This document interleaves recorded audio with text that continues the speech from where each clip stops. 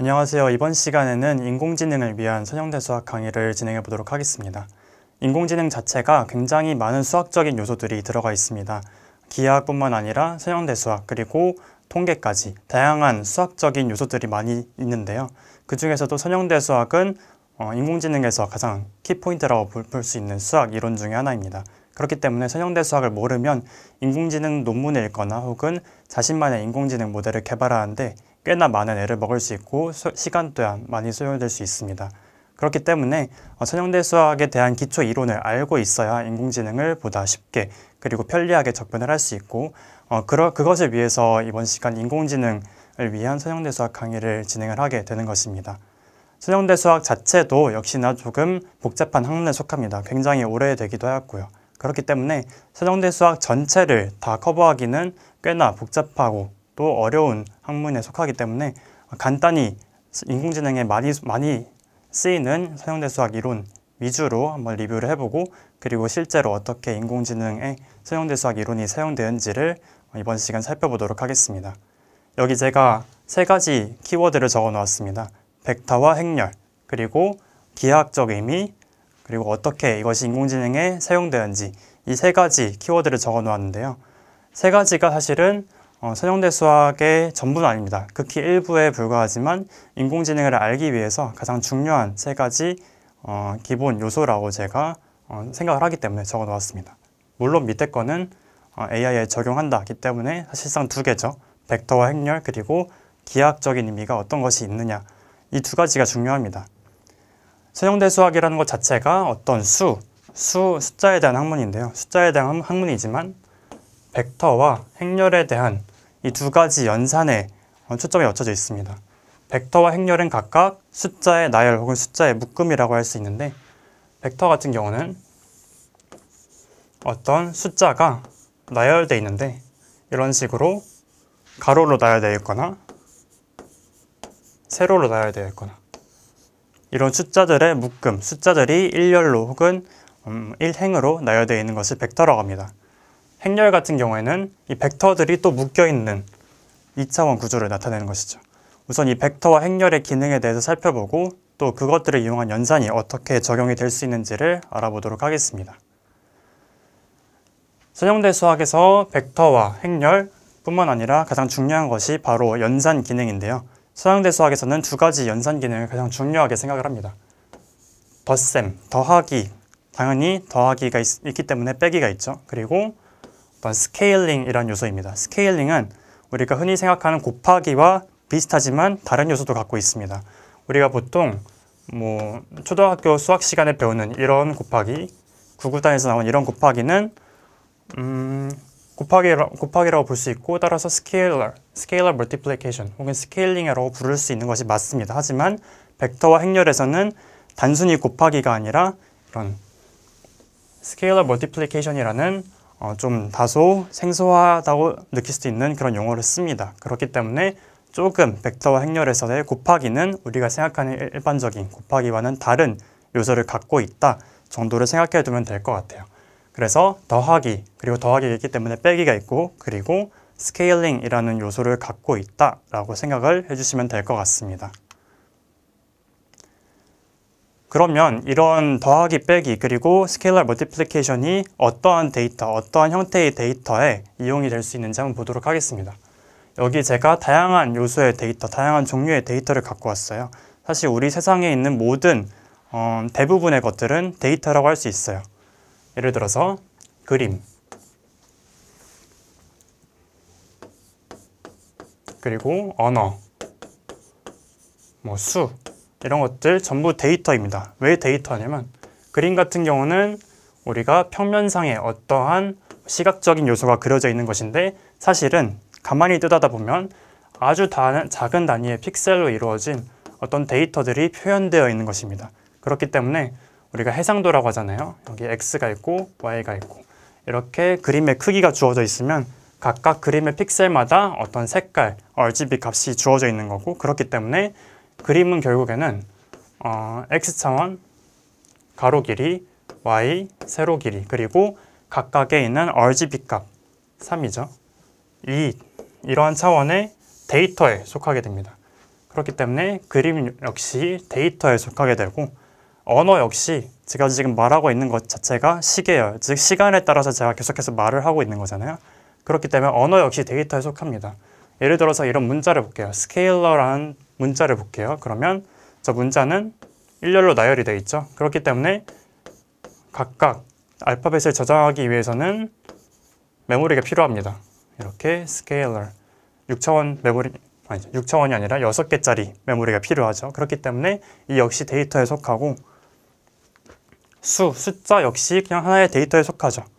3, 6 혹은 시간 12시 15분 이런 거 모두 다 데이터에 속합니다. 그렇기 때문에 이러한 데이터들이 각각 어떤 형태를 띠고 있는지 우리가 알아야 할 필요가 있는데요. 5가지 형태 혹은 뭐 더 있을 수 있겠지만 우선 핵심적으로 제가 설명을 드리도록 하겠습니다. 포인트, 말 그대로 점이에요. 점 하나로 정의되는 데이터입니다. 그냥 이거는 우선 개념적으로만 생각을 해볼게요. 뭐 그냥 점 하나 존재한다. 즉 존재하거나 존재하지 않는다.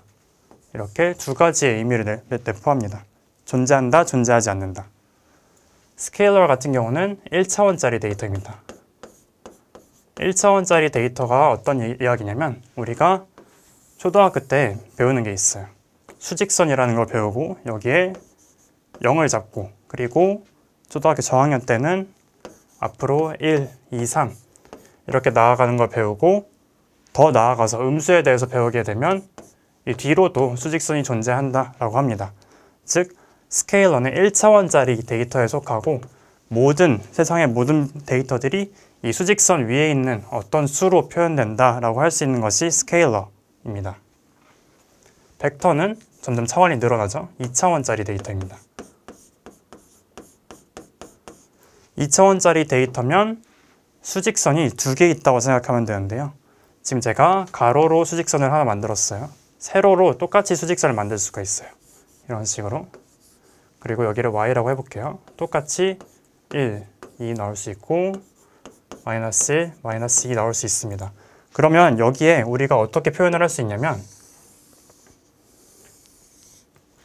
점이 하나 있어요. 점이 하나 있는데 이 점의 정보, 데이터의 정보가 x 정보도 갖고 있고 y 정보도 갖고 있는 거예요. 두 가지 정보를 다 갖고 있는 거예요. 그래서 예를 들어서 내가 어떤 데이터 하나를 표현할 때 이 데이터가 예를 들어서 여기 있으면 여기에 x 정보는 마이너스 2, y 정보는 마이너스 1이다. 즉, 이 데이터는 마이너스 2, 마이너스 1이라는 값을 가지고 있다. 라는 것이 됩니다. 1차원짜리 스케일러에서는 이 데이터 자체가 x 정보, 마이너스 2만 갖고 있었어요. 그런데 벡터가 되면 이런 식으로 차원이 늘어나는 거죠. 차원이 늘어가는 거예요. 2차원이라고 해서 그런데 물론 수직선이 이런 식으로 나타낼 수는 있지만 차원이 늘어날 수도 있죠. 이렇게 화면 밖으로 나오는 어떤 제3의 축을 생각을 해볼게요. Z라고 해볼게요. 그러면 이 화면 밖으로 나오는 값도 존재할 거잖아요. 그러면 여기에 그 화면 밖으로 나오는 값도 추가를 하는 겁니다. 그래서 뭐 마이너스 2, 마이너스 1, 화면 밖으로 3만큼 나왔으면 3 이렇게 2차원이라는 게 하나, 둘 있다는 것이 아니라 이렇게 차원이 늘어날 수 있는 거예요. 늘어날 수 있는 대신에 늘어나는 것을 다 일직선에 표현할 수 있잖아요. 그렇기 때문에 이건 벡터입니다. 벡터는 스칼라가 계속 연달아 나열되어 있는 것을 생각하면 쉽습니다. 물론 수학적으로 의미를 정의하자면 약간 다를 수 있지만 우선 2차원 데이터다 라고 생각을 하면 될 것 같아요. 매트릭스는 뭐냐? 매트릭스는 2차원 벡터라고 생각하면 되거든요. 2차원 벡터. 2차원 벡터는 어떤 얘기 아니면 이 벡터가 있잖아요. 이 벡터가 또 나열되어 있는 겁니다. 밑으로 또 나열되어 있는 게 행렬이라고 생각하면 돼요. 텐서는 매트릭스의 2차원 버전, 더 높은 텐서는 그 텐서의 2차원 버전 이렇게 생각을 하면 돼요. 사실은 뭐 벡터가 2차원이다, 스케일러 1차원이다 뭐 사실 수학적으로 그 엄밀한 말은 아니에요. 그런데 요약을 하자면 스케일러는 어떤 수 1, 3, 5 뭐 이 수 자체를 의미하고 벡터는 이 수 스케일러가 하나 늘어난 거, 한 차원이 늘어난 거, 즉 스케일러들이 모음 이런 것들이 되고 매트릭스는 이 벡터들이 또 한 차원 높아진 거. 즉 벡터들이 이렇게 모이고 다른 벡터들이 또 이렇게 쌓이고 이런 형태를 나타냅니다. 그렇기 때문에 한 차원씩 높아진다. 한 차원씩 그 차원이 높아진다 라고 보면 될 것 같아요. 그러면 이 데이터들의 표현을 어떻게 하는지 한번 볼게요. 예를 들어서 이 스케일러 그냥 뭐 1, 3 이런 것들 파이도 될 수 있고 자연상수도 될 수 있고 이런 것들은 그냥 수 하나에 속하게 됩니다. 그렇기 때문에 우리는 이런 것을 뭐 실수 영역이면 실수에 속한다. 혹은 뭐 1 플러스 3i 이렇게 복소수다. 복소수면 복소수에 속한다. 이런 식으로 우리가 집합의 형태로 표현을 합니다. 실수에 속한다. 복소수에 속한다. 혹은 정수에 속할 경우는 z 표현하고 자연수에 속할 경우는 n 이렇게 표현을 합니다. 이런 식으로 스케일러는 하나의 어떤 수체계 안에 속한다라고 표현을 할 수 있고 벡터를 생각해 볼게요. 벡터는 이렇게 두 개가 있는 묶음을 스케일러의 묶음을 생각해 볼 수도 있고 혹은 다음과 같이 세 개가 묶여 있을 수도 있고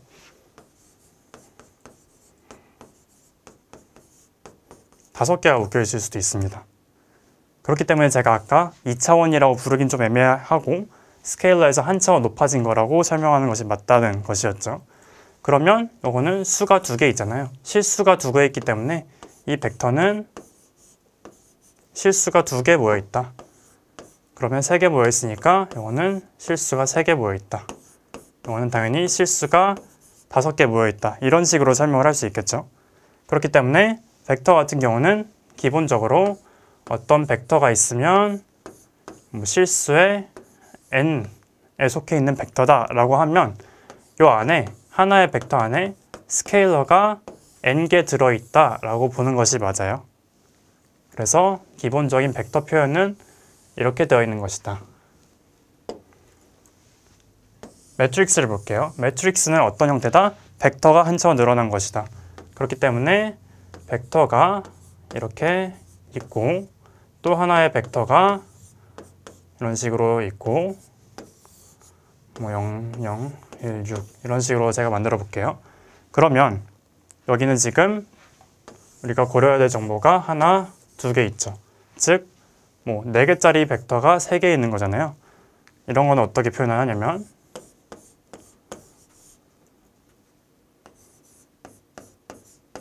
이렇게 표현을 해요. 3개가 가로 길이, 3개가 세로 길이, 가로가 4개가 가로 길이에 속하죠. 그렇기 때문에 세로에 있는 차원의 개수를 먼저 놓고 그 이후에 가로에 있는 차원의 개수를 놓게 됩니다. 그렇기 때문에 어떤 행렬이 n 곱하기 m에 속한다 라고 하면 어떤 뜻이냐? 세로의 길이가 n개, 세로에 n개가 있고 가로에 m개가 있다 라는 이런 데이터 크기를 가진 행렬이다 라고 정의를 할 수가 있습니다. 그러면 조금 관점을 바꾸어 봐서 어떤 데이터가 있는데 R에 n 곱하기 1이다 라고 하면 어떻게 될까요? n 곱하기 1이다 라고 하면 세로에 n개가 쌓였고 가로에 1개가 있잖아요. 이거는 뭐죠? 벡터예요. 벡터고 예를 들어 다르게 1 곱하기 n이라고 할게요. 그럼 이것도 뭐죠? 하나가 있고 n개가 있죠. 이거 역시 벡터예요. 그렇기 때문에 행렬처럼 표현이 된 것 같지만 사실은 벡터일 수도 있는 것이다 라는 것을 헷갈리지 않고 고려를 해주었으면 좋겠습니다. 마지막으로 텐서인데 텐서는 뭐죠? 매트릭스가 쌓인 거잖아요. 그렇기 때문에 조금 더 복잡해요. 예를 들어서 우리가 이미지라고 볼게요. 뭐 여기가 360, 480 이렇게 해상도를 갖고 있다고 할게요. 그러면 각각의 픽셀에 RGB 데이터가 있잖아요. 3개가 있죠? 그렇기 때문에 이 이미지는 어떻게 되겠다고 볼 수 있죠? 360 길이가 그리고 가로가 480 그리고 그 픽셀 하나에 3개가 또 있잖아요. 그렇기 때문에 곱하기 3이다. 이렇게 텐서의 경우, 더 고차원의 데이터의 경우는 그냥 곱하기 이런 식으로 차원을 늘려주면 됩니다. 이렇게 하면 텐서의 차원 정의도 되는 것이죠. 그렇기 때문에 정리를 하겠습니다. 스케일러는 그냥 R이죠. 다시 할게요. 벡터는 실수들의 묶음, 한 차원 늘어난 것. 매트릭스는 여기서 더 하나 늘어난 것. 텐서는 그 이상의 것들을 칭합니다. 이런 식으로 더 늘어날 수도 있어요. 그렇기 때문에 아까 앞서 설명했던 1차원이고 2차원이고 이런 것들은 그냥 차원이 늘어난다는 것을 제가 보여준 것이고, 실제로는 이렇게 개념적으로 설명을 할 수 있다. 벡터는 하나, 벡터의 길이를 나타내는 정보, 행렬은 행렬의 가로 길이, 세로 길이를 나타내고, 텐서는 더 나아가서 깊이까지 측정을 하고 그런 것이라고 볼 수가 있습니다. 그렇기 때문에 이런 식으로 데이터의 차원을 설명할 수 있다는 것을 기억해 두면 될 것 같아요. 그러면 우리가 벡터에 대해서 먼저 살펴보도록 할게요. 벡터는 아까 어떻게 됐냐면 스케일러가 묶여있다. 스케일러가 묶여있고 R의 N으로 표현이 될 수 있다라고 제가 설명을 드렸습니다. 그렇다면 벡터의 가장 중요한 요소 중에 하나가 이 독립이라는 개념이에요. 벡터의 독립이라는 개념인데, 우선 벡터의 독립을 설명하기 전에 벡터의 하는 역할이 무엇일까에 대해서 좀 설명해 보도록 하겠습니다. 벡터, 예를 들어서 저희가 시각적으로 잘 볼 수 있는 벡터가 R2겠죠. R2. R2가 뭐냐면 어떤 좌표예요. 1,3 이렇게 쉽게 표현될 수 있는 이런 좌표라고 볼 수도 있어요. 그래서 제가 지금 여기 좌표 공간 하나 갖고 왔는데 1,3은 여기 이 점으로 표현될 수 있고 2,4 역시 그 다음 점 이런 데 표현이 될 수 있어요. 그래서 여기를 A라고 B라고 하면 이런 식으로 좌표 공간의 벡터를 쉽게 표현을 할 수 있잖아요. 그렇기 때문에 저희가 2차원 공간에서 한번 벡터를 설명해 보도록 하겠습니다. 점 자체를 설명할 수도 있지만 벡터 자체는 이렇게 방향성을 가리키기도 합니다. 그래서 쉽게 말해서 어떤 벡터라는 것은 점을 의미할 수도 있지만 이 점에 가리키고 있는 이런 화살표라고 생각하시면 돼요. 벡터는 점을 가리키는 화살표다 라고 생각을 하시면 되고, 여기를 A, B라고 할게요. 그리고 여기 점을 A라고 하면 이 벡터는 2차원에 속하고 이 값은 A, B다 라고 우리가 설명을 할 수 있죠. 다른 벡터도 한번 볼게요. 여기 B라는 벡터를 제가 정의를 하고 좌표값을 C, D라고 할게요. 그러면 역시 B도 2차원에 속하고 B의 값 자체는 C, D가 됩니다. 이런 식으로 제가 A와 B를 정의를 해보겠습니다. 여기서 선형 독립이라는 거를 제가 한번 설명해 보려고 하는데, 선형 독립이라는 것은 이 벡터 A와 벡터 B가 각자가 얼만큼 개성이 있느냐로 받아들이시면 편할 것 같아요. 예를 들어서 벡터 A에 대해서 볼게요. 이 A는 A 지점으로 향한 화살표에서 이 길이 있잖아요. 이 길만 보고 가는 거예요. 그래서 이 길을 연장을 할 수 있어요. 이렇게 연장을 해볼게요. 이 길을 연장할 수 있고, B는 B 역시 B에게 도달하는 길이 있고 이 길을 연장을 할 수가 있습니다. 이렇게 연장을 했다고 해볼게요. 그러면 A와 B는 서로 고유의 영역을 갖고 있어요. 서로 고유의 영역을 갖고 있고, 이렇게 직선으로 고유의 영역을 갖고 있는데, 사실은 이 공간 자체가 2차원 공간이잖아요. R2, 2차원 공간인데, 이 수직선은 뭐예요? 수직선은 R1이잖아요. R1은 뭐다? 스케일러 공간이잖아요. 이 수직선 자체는 스칼라 공간, B 자체도 수직선은 스칼라 공간이에요. 이렇게 R1이에요. 그래서 2차원 공간 안에, 평면 안에 있는 어떤 직선이 있고 또 다른 직선이 있다. 그런데 생각을 해보면 A에서 이렇게 움직일 수 있던 사람이 B라는 성분을 갖게 될 수도 있어요. 예를 들어서 A 성분으로 한 이 정도 움직였다가 이 B방향으로 이렇게 움직일 수도 있죠. 평행하게 해볼게요. 이런 식으로 움직일 수 있다고 가정을 해볼게요. 그렇다면 이 두 개의 수직선 A라는 방향으로 움직일 수 있는 성분과 B 방향으로 움직일 수 있는 성분, 이 두 개를 합쳐서 전체 평면의 임의의 경로를 도달할 수 있느냐에 대한 질문을 할 수 있게 됩니다. 그래서 이 A에 있는 성분 A로 몇 칸 이동하고 B 방향으로 몇 칸 이동한다. 이런 식의 연산으로 전체 평면을 다 덮을 수 있는가? 이게 선형 독립을 쉽게 설명하는 요소가 됩니다. 그래서 다시 한번 제가 수직선을 그어볼게요. 예를 들어서 이 방향, 이런 방향이 있고 여기에 방향이 한 벡터 A를 정의할게요. 그리고 다른 방향으로 벡터 B를 정의하겠습니다. 그래서 이 A와 B로 전체 공간을 다 덮을 수 있는 경로를 만들 수 있느냐? 만들 수 있으면 이 두 벡터는 선형 독립이다 라고 우리가 말을 할 수 있습니다. 만약에 덮을 수 없는 경우도 존재하겠죠. 덮을 수 없으면 인디펜던트가 아니라 디펜던트라고 부르게 되는데 어떤 경우가 경로를 만들 수 없을까요? 예를 들어서 수직선이 있어요. 그런데 벡터 A가 이렇게 있어요. 벡터 A가 이렇게 있고 벡터 B 역시 이 수직선 위에 있는 겁니다. 뭐 이런 식으로. 그러면 이 A와 B를 아무리 조합한다는 이야기는 자르고 이어붙이고 해가지고 아무리 조합을 해봐도 이 전체 영역을 다 복원할 수 없다는 것이죠. 이런 경우에는 종속인 것이죠. 예를 들어서 A가 4,2다. 그런데 B가 마이너스 2, 마이너스 1이다. 이런 식이면 이거 아무리 조합해봤자 여기 있는 점으로 도달할 수 없는 것이죠. 그러면 개념적으로 다시 설명을 해볼게요. 이제 수학적으로 한번 설명을 해보도록 하겠습니다. A가 벡터가 이렇게 있고 이거를 A, B라고 할게요. 그리고 B 벡터가 있어요. C, D가 있으면 우리가 A에다가 자르고 이어붙인다고 했죠. 알파벳 할게요.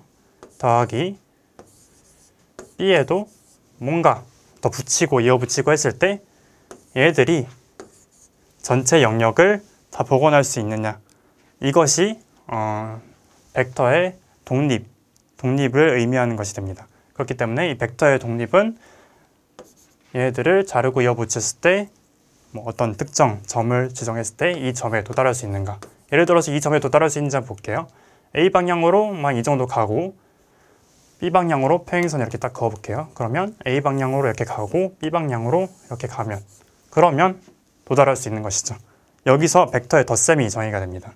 벡터의 덧셈은 한 벡터 한 방향으로 이동하고 그리고 다시 여기서 새로운 방향으로 출발하는 거예요. 예를 들어서 벡터 A가 이렇게 돼 있고 벡터 B가 이렇게 돼 있다. 그러면 벡터 A와 B를 더한 거를 우리가 C라고 했을 때 C는 어떻게 정의되느냐? A로 우선 가요. 간 다음에 여기서 평행이동 해옵니다. 그래서 B 이렇게 가서 최종적으로 이 방향이 C가 되는 이런 식으로 벡터의 덧셈이 정의가 되는 것이고 이 덧셈 조합으로 전체 공간을 다시 만들 수 있느냐, 선형 독립이 된다 라는 것을 기억해 두시면 될 것 같아요. 베이시스라는 그런 것을 그래서 정의를 해볼게요. 예를 들어서 2차원 평면이 있고 이 2차원 평면을 재구성할 수 있는 어떤 요소, 어떤 벡터 A와 B가 존재한다고 할게요. 예를 들어서 이런 식으로 A와 B를 만들어도 전체 공간을 다 복원할 수 있죠. 여기 있으면 이렇게 A를 간 다음에 B로 어떻게 가면 될까요? 이렇게 우선 간 다음에 이렇게 가야겠죠. B 방향으로 이렇게 간 다음에 A 방향으로 이렇게 가는 이런 식으로 나올 수 있잖아요. 그렇기 때문에 베이시스라는 것은 어떤 N 공간이 있잖아요. 우리는 지금 여기가 2차원 공간이었죠. 2차원 공간을 만들기 위해서 벡터 2개가 필요했잖아요. N차원 공간을 만들기 위해서는 벡터 N개가 필요해요.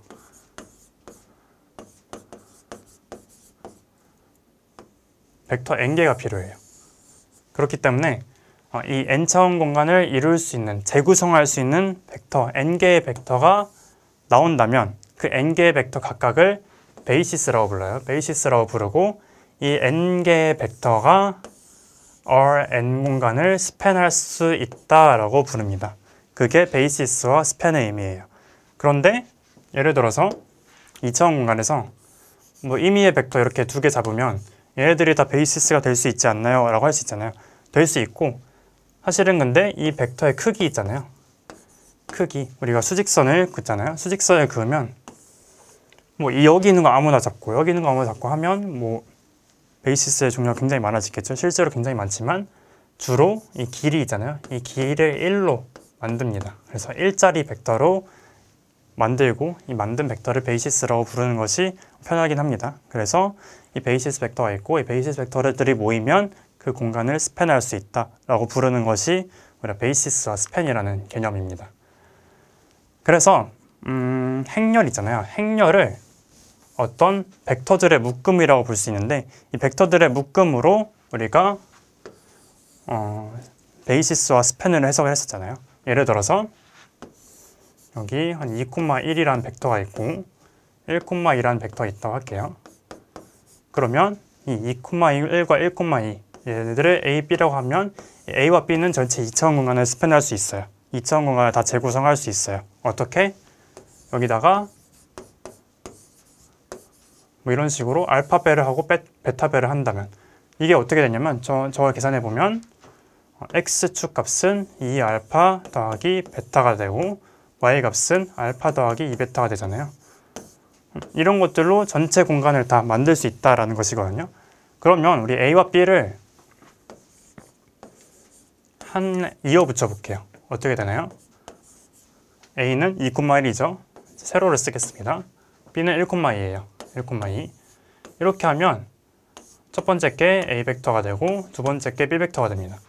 그러면 우리가 벡터들로 두 개의 벡터로 행렬을 만들었어요. 이게 행렬이죠. 뭐죠? 2x2 행렬이죠. 그렇죠? 이 2x2 행렬이고 이 행렬 각각에는 베이시스 벡터들이 들어있어요. 물론 뭐 1로 정결하느냐 마느냐의 차이가 있지만 베이시스 벡터들이 있고 이 벡터들로 2차원 공간을 스팬할 수 있죠. 그러면 우리가 이 행렬의 랭크를 2라고 부릅니다. 왜냐? 이 두 개의 벡터들로 2차원 공간을 다 스팬할 수 있으니까요. 그럼 예를 들어서 3x3 행렬을 예로 들어볼게요. 제가 3x3 행렬을 만들었어요. 그러면 이 행렬은 벡터 3개로 이루어져 있잖아요. 이 각각의 벡터를 A, B, C라고 할게요. 이 A, B, C 벡터들의 합으로, 조합으로 3차원 공간을 다 만들 수 있을까요? X, Y 있고 이렇게 삐져나온 Z가 있을 때 쟤네들로 3차원에 있는 임의의 좌표를 만들어낼 수 있을까요? 있죠. 왜냐면 여기에 그냥 알파배하고 베타배하고 감마배를 하면 각각이 X, Y, Z 좌표가 되니까요. 그렇죠? 그렇기 때문에 이 행렬의 랭크는 3이 됩니다. 그렇죠? 그러면 행렬의 랭크가 항상 매트릭스의 크기와 같은가? 그것은 아닙니다. 예를 들어서 2차원 공간으로 다시 들어가 볼게요. 수직선 위에 제가 2,1이라는 점을 잡아볼게요. 그리고 4,2라는 점을 잡아볼게요. 그러면 2, 1이 되고 4, 2가 되죠. 이 행렬의 랭크는 2일까요? 아닙니다. 1입니다. 랭크는 1입니다. 왜냐? 이 두 개의 벡터, 이 두 개의 조합으로 여기 있는 점을 만들어낼 수 없어요. 왜냐면 이 방향으로만 이동할 수밖에 없는데 지금 이동하지 못하는 방향이 있잖아요. 그렇기 때문에 임의의 좌표 공간에 있는 점을 만들 수 없기 때문에 랭크가 떨어지는 겁니다. 왜냐면 2차원 공간에서 이 수직선 위에 있는 점밖에 도달하지 못하는 거예요. 그렇기 때문에 랭크가 1입니다. 그러면 우리 3차원 공간에서 랭크가 2인 경우가 있을까요? 3차원 공간에서 랭크가 2라는 것은 우리가 어떤 베이시스 벡터 하나, 둘, 세 개 이 벡터를 조합을 했을 때 어떤 것밖에 안 나오냐? 평면밖에 나오지 않는다는 거예요. 예를 들어서 이렇게 Z가 있을 때 뭐 이런 평면 위에 이 평면 위에 있는 점밖에 생성하지 못한다 라고 했을 때 랭크가 2인 것입니다. 더 랭크가 떨어질 수 있죠.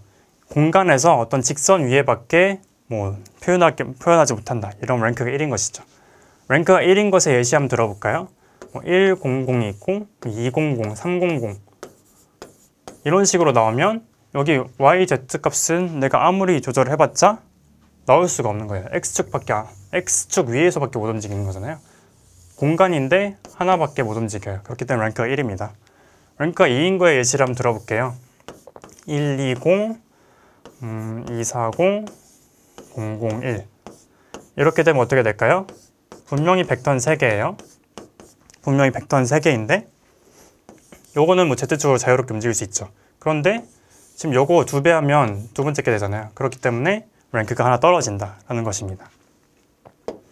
그러면 랭크가 예를 들어서 매트릭스가 n by n 매트릭스예요. 그럼 랭크가 n이 되어야 하는 게 뭐 일반적이죠. 언제? 이게 여기 있는 벡터들이 서로 선형 독립일 때, 서로 선형 독립일 때 랭크가 보존이 됩니다. 그렇지 않은 경우에 랭크가 떨어져요. 그렇다면 우리가 이 랭크가 보존될 조건, 리니어 인디펜던트할 조건에 대해서 좀 수직적으로 증명할 필요가 있어요. 예를 들어서 A 벡터가 있어요. A 벡터가 있고 B 벡터가 있을 때 서로가 서로의 고유의 직선을 만들어야 돼요. 서로가 만든 직선이 침범을 하면 안 돼요. 서로를. 무슨 이야기냐? B를 조금 조작을 했을 때 A가 그대로 만들어진다면 걔네들은 독립이 아니겠죠. 그렇기 때문에 리니어 인디펜던트한 조건은 A에다가 어떤 뭐 자르고 붙이고 하는 상수를 곱하고 여기다가 더했을 때 이게 0이 되면 안 돼요. 이게 0이 되는 알파와 베타가 존재하는 순간 그거는 서로가 같은 수직선 위에 있다는 뜻이거든요. 그렇기 때문에 리니어 인디펜던트 하지 않을 조건은 이렇게 서로가 스케일링을 했을 때 걔네들이 0이 되는 조합 알파 베타가 나오면 안 된다. 이게 리니어 인디펜던트의 조건이 됩니다.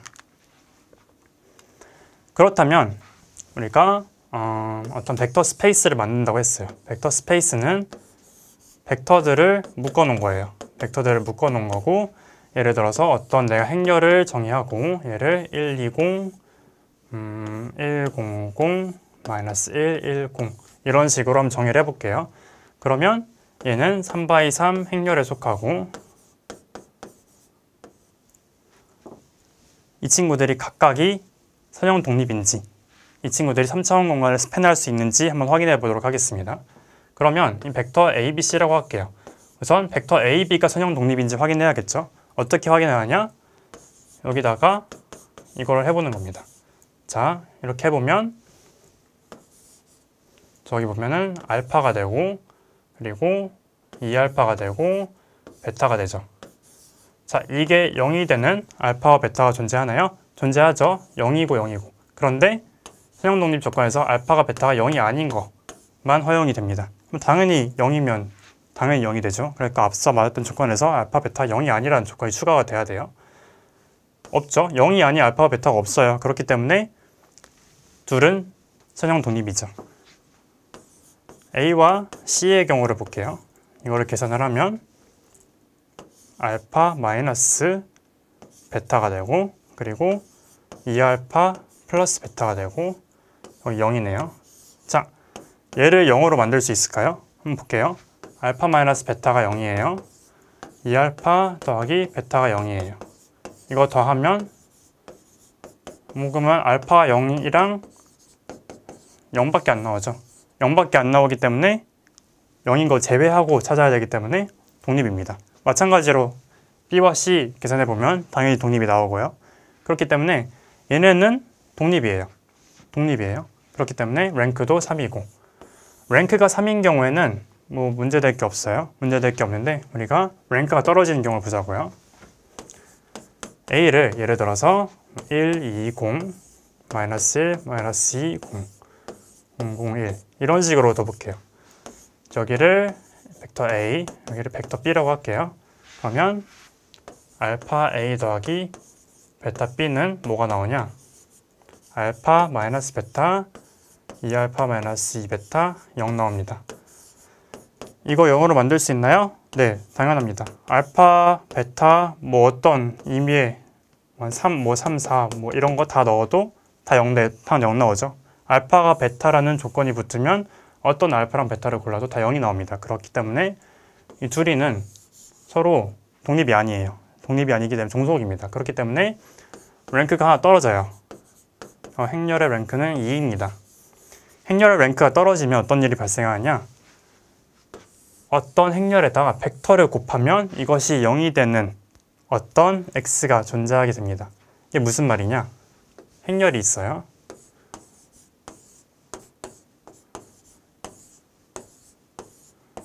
여기다가 어떤 벡터를 곱한대요. 어떤 벡터를 곱한대요. 얘가 0이 나오는 어떤 이 벡터가 존재한대요. 자, 이걸 정의하기 위해서는 우리가 행렬과 벡터의 곱에 대해서 좀 알 필요가 있어요. 행렬과 벡터의 곱에 대해서 좀 알 필요가 있는데 어떤 벡터가 있어요. 이 벡터가 있고 n짜리 벡터가 있다고 할게요. 그러면 이거는 n 곱하기 1 행렬이라고 볼 수 있죠. 여기다가 제가 어떤 행렬을 곱한다고 했어요.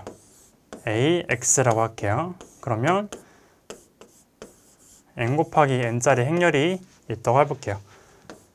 자, 벡터의 행렬을 곱했어요. 이게 그러면 어떻게 나올까요? 라고 질문을 했을 때 단순히 우리가 대답할 수 있는 방법은 n/1이 나옵니다. 벡터가 나옵니다. 새로운 벡터가 나옵니다. 라고 이야기를 할 수가 있거든요. 이 이유는 어떤 원리에서 있냐면 어떤 행렬 두 개를 곱했을 때 새로운 행렬이 나오는데 이 A 행렬이 A 곱하기 B 차원을 가지고 있고 B 행렬이 B 곱하기 C 차원을 가지고 있으면 C 행렬은 A 곱하기 C 차원이 나오게 됩니다. 즉, 이 사이에 있는 이 B가 사라지는 거예요. 그럼 만약에 A 곱하기 B 차원이랑 C 곱하기 D 차원이랑 곱할 수 있나요? 라고 하면 B와 C가 같지 않으면 못 곱합니다. 그렇기 때문에 이 두 개를 맞춰줘야 된다. 지금 n과 n이 맞춰져 있기 때문에 나오는 행렬의 결과는 n 곱하기 1이 되는 것이고 그러면 벡터와 매트릭스를 곱했을 때 벡터가 나온다 라는 것인데 그러면 이 연산 자체의 의미를 알 필요가 있어요. 이 연산이 과연 어떤 의미를 가지는가? A 행렬을 1, 2, 2, 4라고 한번 정의해 보도록 하겠습니다. 그러면 1, 2 여기에 첫 번째 벡터가 존재하고 두 번째 벡터가 이렇게 존재합니다. 이렇게 존재하고 그리고 2, 4죠.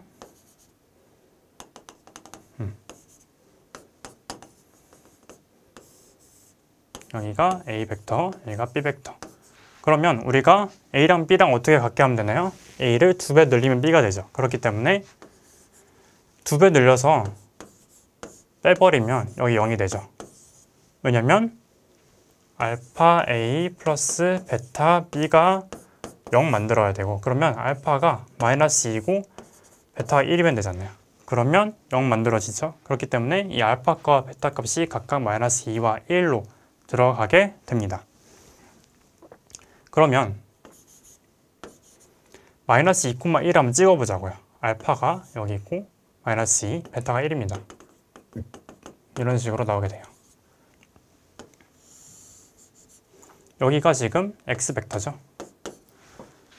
보시면 1, 2, 2, 4는 이쪽 수직선을 만들어요. 이쪽 수직선을 만들고 이 수직선의 수직인 부분 한번 보자고요. 1,2로 왔기 때문에 마이너스 2,1로 가면 이 x가 만든 수직선 있잖아요. 마이너스 2,1이 만든 이 수직선은 원래의 것과 수직합니다. 즉 해당 수직선이 만들지 못하는 부분 이 수직선 위에 있기 때문에 만들지 못했던 제2의 차원 부분을 이 x 벡터가 만들어주고 있죠. 그렇기 때문에 원래의 벡터 스페이스가 만들지 못하는 부분이 존재하고 이 만들지 못하는 부분을 x가 채워준다라고 합니다. 그래서 원래 있던 이 수직선을 레인지 스페이스라고 하고 만들지 못했던 이 레인지 스페이스가 만들지 못했던 커버하지 못했던 나머지 부분을 채워주는 해당 스페이스를 널 스페이스라고 합니다.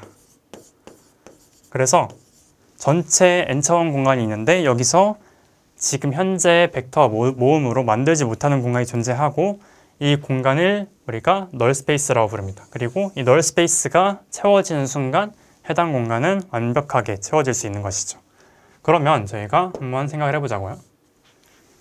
A라는 행렬이 있었고 원래 이 행렬이 1, 2, 2, 4라는 것이 있었습니다. 이 정도로 이렇게 마무리를 하면 랭크가 1이죠. 랭크가 1이란 말이에요. 그런데 여기서 제가 하나를 추가를 할게요. 안 되네요.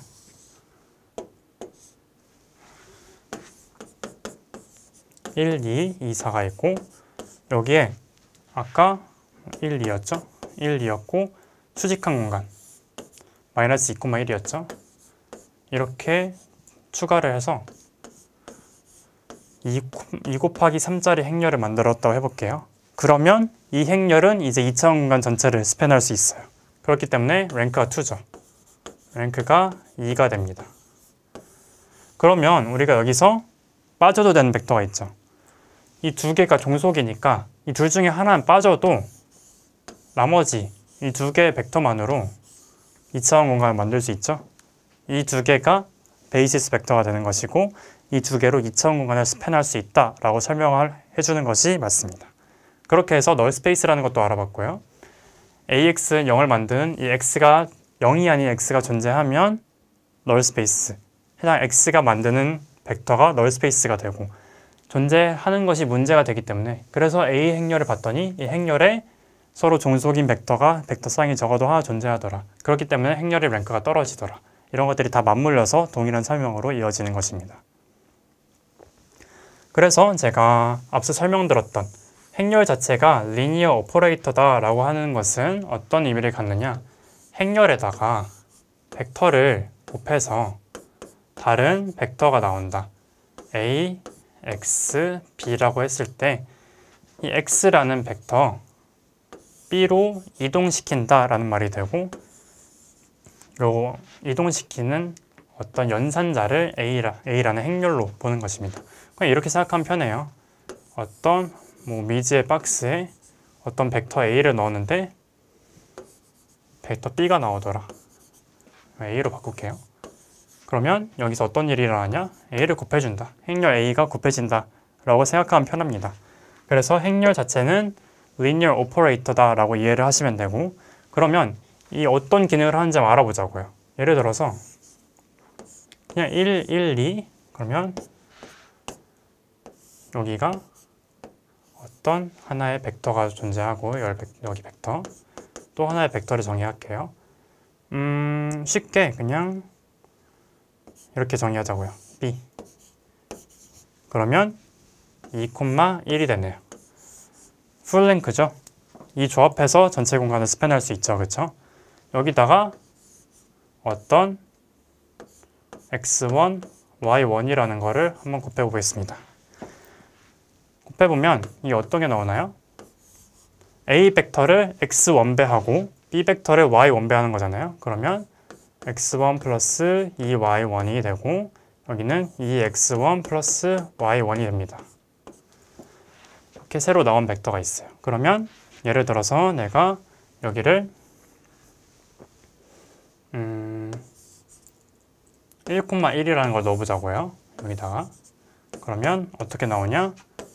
3,3이 나오게 됩니다. 1,1을 넣었어요. 여기 2점을 넣었어요. 2점을 넣었더니 어떻게 되느냐? 3,3으로 이동이 됐어요. 벡터가 이동을 했어요.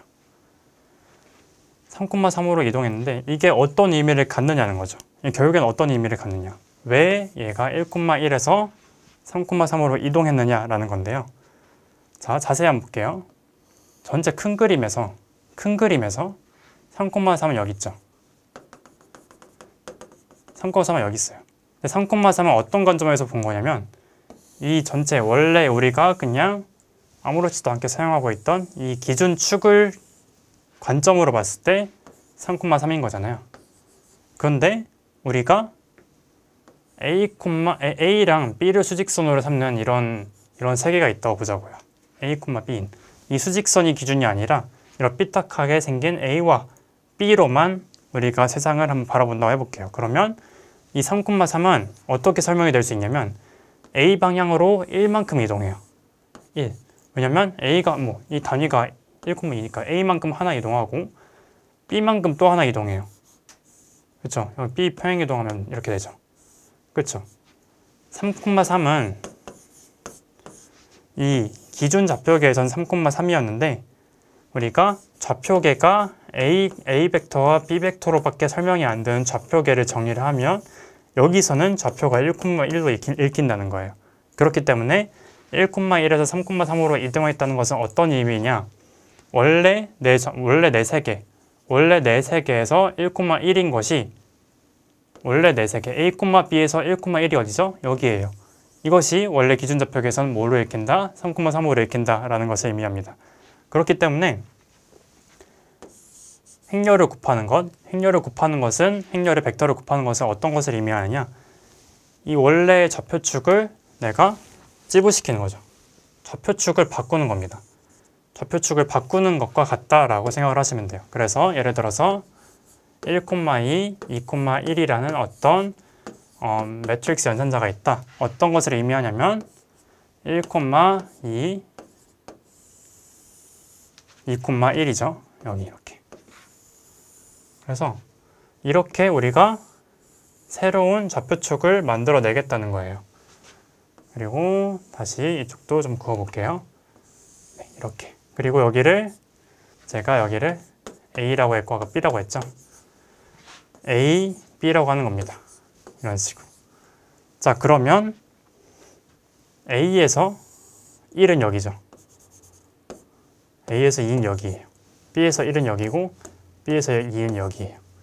그러면 우리가 좌표 공간을 새롭게 그릴 수 있는 거예요.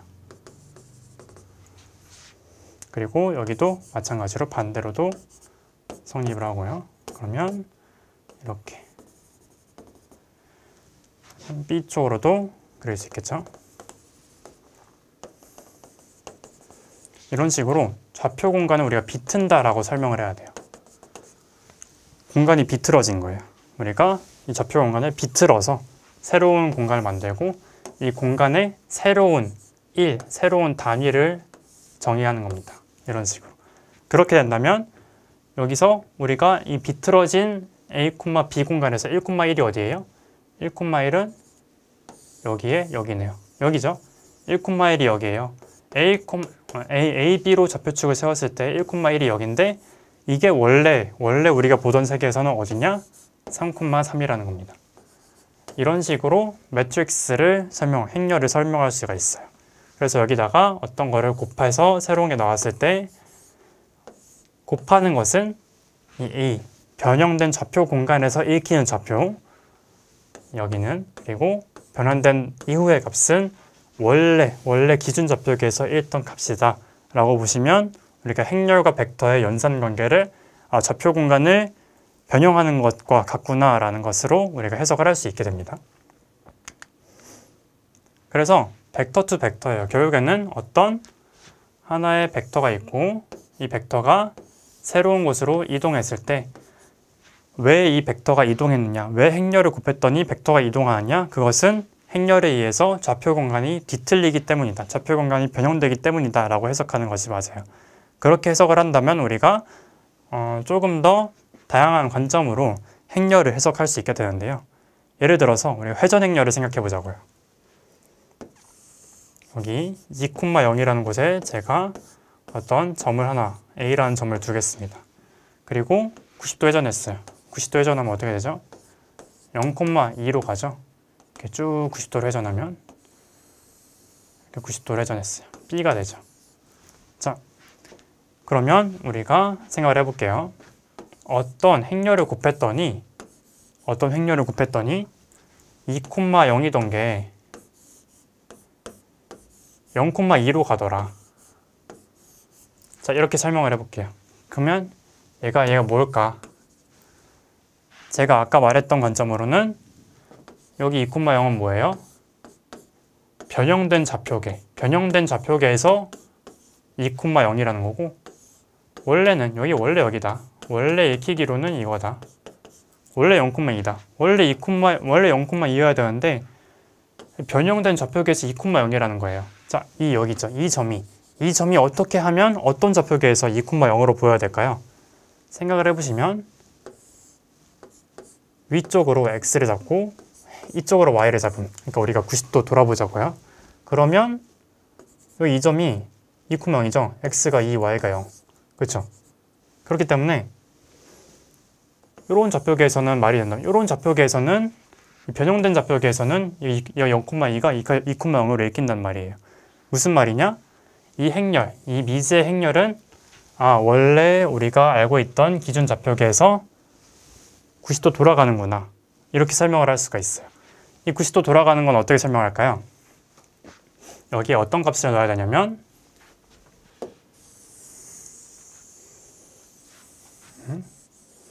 어떤 값을 넣어야 되냐면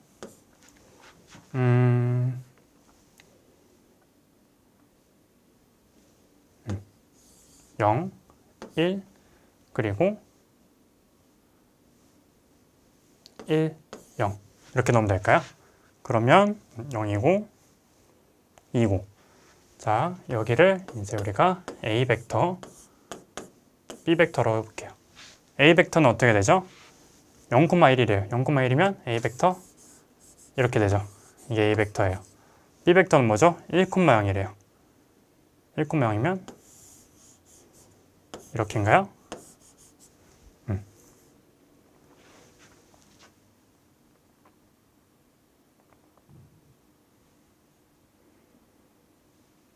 이렇게 맞네요. 그러면 A 벡터, B 벡터 이렇게 되는 거고 그러면 이게 무슨 말이냐? A가 새로운 X축, A가 새로운 Y축이 된단 말이거든요. 그렇게 되면 이렇게 되면 그렇네요. 생각해보니까 뭐 여기가 Y축이어도 되네요. 조금 더 그러면 설명을 직관적으로 해볼까요? 여기를 마이너스 1로 해볼게요. 마이너스 1로 해도 의미가 되죠. 그쵸? 그러면 다시 A는 0,1, B는 마이너스 1,0. 이렇게 하면 똑같아지네요. 요런 좌표가 나오네요. 저기 1,0이 말이 되는 이유가 똑같은 좌표인데 이게 X, 이게 Y여도 똑같이 말이 되거든요. 그래서 일단 마이너스 1로 하는 게 원래 예시에 맞다고 판단이 됐기 때문에 그래서 X, Y, 여기가 A이고 B인 이런 90도 뒤집힌 좌표계가 만들어졌다 라고 하면 우리가 로테이션 매트릭스, 회전 행렬을 정의를 할 수가 있게 되는 것이죠. 이런 식으로 벡터와 벡터의 뒤틀린 관계를 곱해준 행렬로 설명을 한다면 굉장히 직관적으로 앞으로도 이해가 될 것이라고 기대를 하고 있습니다. 그러면 매트릭스, 행렬끼리 한번 곱해보자고요. 행렬끼리 곱하면 어떤 일이 일어나냐? 행렬끼리 한번 곱한다는 것은 어떤 의미를 갖느냐? 우리가 한번 생각을 해보도록 하겠습니다. A랑 B를 곱하는 거. 이게 어떤 의미를 갖느냐면 여기 어떤 벡터가 있다고 생각을 해볼게요. 여기 벡터예요. 행렬이에요. 매트릭스예요. 자, 이렇게 한번 볼게요. 그러면 여기까지 B랑 X랑 곱한 건 뭐죠? 새로운 벡터예요. 그리고 A랑 B를 또 곱하면 뭐죠? 새로운 벡터예요. 그러면 우리가 X가 있고 여기서 X를 어떤 행렬과 곱했어요. BX가 됐어요. 그리고 이 곱한 행렬에다 또 한 번 행렬을 곱했어요. 그럼 이게 ABX가 되죠. 무슨 말이냐? X라는 벡터가 있었는데 좌표축을 한번 눌렀어요. 어떻게? 뒤틀렸어요. B 행렬에 의해서. 뒤틀린 좌표축을 또 한 번 더 뒤틀었어요. A를 또 곱해서. 이런 식으로 나오는 겁니다. 이게 ABX가 되는 거예요. 그러면 한번 생각을 해볼 필요가 있어요. BA는 어떤 의미를 갖느냐? X가 있고 A로 먼저 연산을 하고 그 다음에 B를 곱하는 겁니다. 이런 식으로. 먼저 한번 뒤틀고 A로 먼저 뒤틀고 그 다음 B로 뒤트는 거예요. 그러면 이 순서가 차이가 있나요? 네, 차이가 있죠. 왜냐면 좌표축을 변환하는, 좌표축을 뒤트는 방법이 하나는 B를 먼저 연산을 적용했고 다른 하나는 A를 연산을 먼저 적용했기 때문이에요. 이러면 당연히 순서에 영향을 받는 어떤 뒤틀리는 그런 것이 있을 거잖아요. 예를 들어서 먼저 누르고 그 다음에 확장시키는 거랑 확장시키고 누르는 거랑 다르게 좌표축의 결과가 나타날 수 있기 때문에 그렇기 때문에 결론적으로 곱하는 순서가 행렬의 경우에는 영향을 미친다.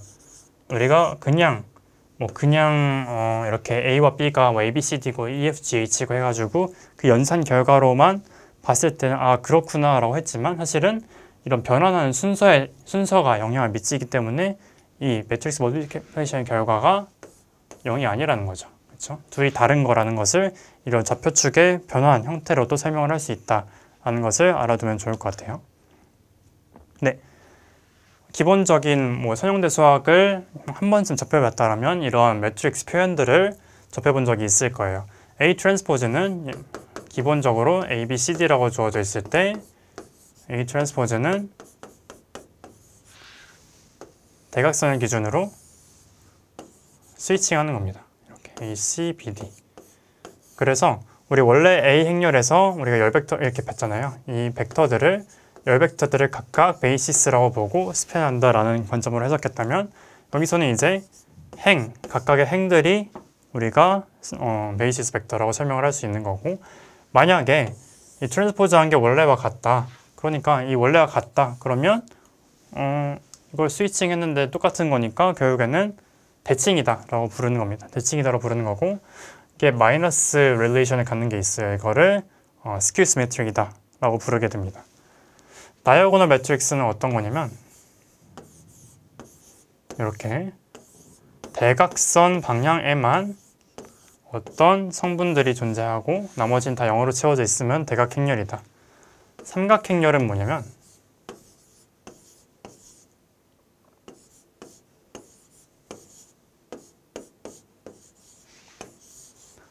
삼각형 성분에 성분이 몰려있고 다른 곳에는 0으로 채워져 있다라는 것이 삼각행렬입니다. 물론 위가 채워져 있을 수 있어요. 그렇고 뭐 위가 채워져 있는 거, 아래가 채워져 있는 거에 따라서 위 삼각행렬, 아래 삼각행렬 이렇게 다르게 부르기도 합니다. 이런 것들은 차차 더 알아보도록 하자고요. 그래서 우리가 이때까지 배운 것, 우리가 이때까지 행렬과 벡터의 곱을 어떤 좌표 공간의 뒤틀림이다라고 해석을 한 것을 뉴럴 네트워크의 작동 원리로 한번 해석을 할 수 있을 것 같아요. 뉴럴 네트워크가 어떻게 생겼죠? 데이터가 입력이 돼요. 데이터가 입력이 되면 이거를 어떠한 뭐 뉴럴 네트워크 히든 레이어를 통과해서 아웃을 내놓게 된다. 이렇게 쉽게 설명을 하잖아요. 그리고 원래 데이터가 X라고 하고 히든 레이어에 웨이트를 B, 웨이트를 W, 바이어스를 B 그리고 이거의 추정 Y 햇이라고 하면 Y 햇은 어떤 액티베이션 함수에 WX 플러스 B다라고 해석을 합니다. 이게 어떤 의미를 갖고 있는지 한번 보자고요. 데이터 X가 N차원의 벡터라고 해볼게요. 그리고 히든 레이어의 웨이트와 바이어스도 각각의 차원을 갖겠죠. 어떻게 가지죠? 웨이트는 어떤 매트릭스인데 일단 Y가 아웃풋이 M차원이라고 할게요. M차원이잖아요. M차원이고 그리고 X가 N차원이에요. 곱해지는 웨이트는 어떻게 되죠? M 곱하기 N차원짜리 행렬이 되는 거죠. B는 어떻게 되죠? M차원이 될 거예요. 그래서 M 곱하기 N이 되고 B는 R의 M이 됩니다. 이런 식으로 될 거예요. 잘 안 보이네요. 자, 이렇게. 네. 예를 들어서 뭐 n이 n보다 크다고 할게요. 그러니까 인풋보다 아웃풋이 작다. 뭐 이미지라고 화면이 엄청 크고 레이블이라고 엄청 작으니까요. 그러면 한번 보자고요. 식을 좀 다 지워볼게요. y 햇은 시그마의 wx 플러스 b다. 그러면 이 x는 엄청나게 길어요. 엄청나게 길죠? n 곱하기 1짜리니까요. y는 엄청 짧아요. n 곱하기 1짜리예요. w는 어떻게 되겠냐? m 곱하기 n이에요. m 곱하기 n짜리 행렬이에요. 이렇게 되어 있는 거고 b는 뭐죠? 그냥 바이어스 n 곱하기 1이에요. 자, 이렇게 나와 있다고 해볼게요. 그러면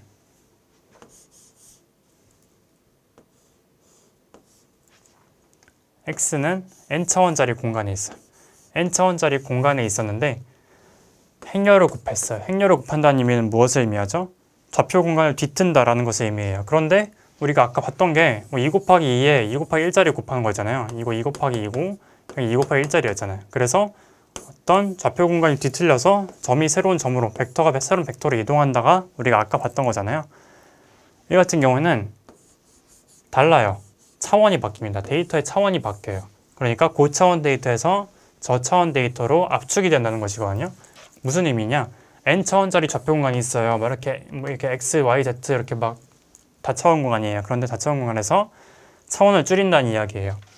차원을 공간을 뒤틀릴 뿐만 아니라 공간을 접어서 차원을 없애기도 한다. 차원을 없애기도 하는 것이고 차원을 없앨 때 곱하는 게 차원을 없애고 뒤틀릴 때 곱하는 게 이 w다. 바이어스야 뭐 그냥 이렇게 상수로 더하는 거니까. 그러면 결국에는 뉴런에서 어떻게 설명할 수 있느냐? 고차원 데이터를 저차원 데이터로 좌표축을 변형하고 그 변형하는 과정에 심지어 특정 차원은 없어질 수도 있다라는 것을 의미합니다. 액티베이션 펑션을 왜 곱하나요? 라고 물어봤을 때 우리가 좌표축을 그냥 이렇게 느리고 되돌리고 하는 것은 선형 변환이에요. 리니어 알지브라거든요. 가끔은 좌표 공간을 뭐 이런 식으로 이렇게 비괴하게 변형시켜야 뭔가 보일 때가 있어요. 비선형성이 높은 경우요. 그렇기 때문에 이 액티베이션 펑션, 활성화 함수를 곱하는 겁니다. 뭐 시그모이라든지 아니면 렐류, 탄젠트, 하이퍼볼릭 탄젠트 함수 이런 것들을 곱한 이유가 바로 비선형성을 부여하기 위해서, 넌리니어리티를 부여하기 위해서 곱하게 된다라는 것을 알고 계시면 좋을 것 같고, 그래서 뉴럴 네트워크는 결국에는 뭐 별 특별한 것이 아니라, 뭐 특별한 거긴 하지만 특별한 것이 아니라 좌표 공간을 없애거나 뒤틀리거나 변형시켜가지고 데이터에서 의미 있는 차원만을 남긴다. 그리고 의미 있는 차원만 남겨서 학습이 되도록 하는 이 W와 B를 찾는 것이 목표다라는 것이 뉴럴 네트워크로 어떻게 학습을 하는지에 대한 간단한 원리였습니다. 그래서 한번 우리가 이렇게 좌표 공간의 뒤틀림 개념을 이용해서 코사인 법칙과 사인 법칙을 한번 설명을 해보자고요. 이거 우리가 고등학교 때 혹은 중학교 때 수학 시간에 배웠을 거예요. 그냥 사인 법칙이 있고 사인과 코사인의 합법칙이 있다라고 그냥 배웠을 텐데, 이게 어떻게 우리가 의미 있게 좌표 공간에서 설명이 되는지 한번 보자고요. 코사인 알파 플러스 베타, 사인 알파 플러스 베타. 그러면 매트릭스 두 개를 정의할게요. 두 개를 정의하는데 하나는 알파만큼 회전시키는 거, 두 번은 베타만큼 회전시키는 거. 이렇게 정의를 한번 해볼게요. 그러면 알파만큼 회전시키고 베타만큼 회전시키고 각각의 컴포넌트들을 좀 알을 필요가 있겠죠. 제가 이건 안 줬네요. 어떤 매트릭스 R이 있는데 이 R이 코사인 세타 마이너스 사인 세타, 사인 세타, 코사인 세타 이렇게 주어주면 이게 세타만큼 좌표 공간을 회전시키는 거거든요. 잠깐만 왜 그런지 보여줄게요. 이게 이렇게 곱하면 벡터 곱하면 벡터가 나오잖아요. 예를 들어서 1, 0이라고 할게요. 1, 0이면 1, 0이죠. 1, 0. 뭐가 나오죠? 코사인 세타가 나오고 사인 세타가 나오죠. 코사인 세타, 사인 세타가 나왔다면 무슨 뜻이냐면 세타만큼 돌렸을 때 코사인 세타 여기로 간다는 것이거든요. 둘 다 크기 1이죠. 그렇죠? 원래 좌표계에서 코사인 세타, 사인 세타였던 게 1,0이죠. 좌표 공간이 이렇게 이동했기 때문에. 좌표 공간이 이렇게 이동하면 이동된 좌표 공간에서는 1,0인데 원래 거에서는 코사인 세타, 사인 세타죠. 그렇기 때문에 이런 식으로 나온다라는 겁니다. 네, 이렇게 돼 있어요. 그러면 저 코사인 알파 플러스 베타, 사인 알파 플러스 베타는 뭐냐면 생각을 해보자고요. 알파만큼 이동한 거를 A 행렬이라고 하고 베타만큼 이동한 거를 B 행렬이라고 해볼게요. 그럼 우리가 좌표 공간을 알파 옮기고 베타 옮기고 그러면 C 행렬을 그냥 알파 플러스 베타만큼 이동했다라고 해볼게요. 그러면 C는 A, B겠죠. 회전 행렬이기 때문에 사실 이 경우에는 A, B랑 B랑 같습니다. 그러면 계산해 볼게요. 여기다가 A, B니까